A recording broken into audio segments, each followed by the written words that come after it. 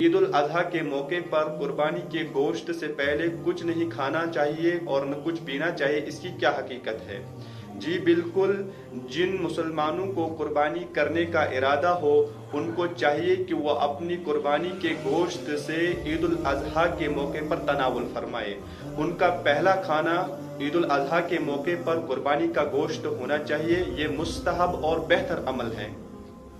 اب جن کو قربانی کرنے کا ارادہ نہ ہو ان کے لیے کیا حکم ہے؟ اب جن مسلمانوں کو قربانی کرنے کا ارادہ نہ ہو ان کے لیے بھی یہی حکم ہے، ان کے لیے بھی یہی افضل اور بہتر ہے کہ وہ کسی قربانی کے گوشت سے ہی تناول فرمائے عید کے موقع پر۔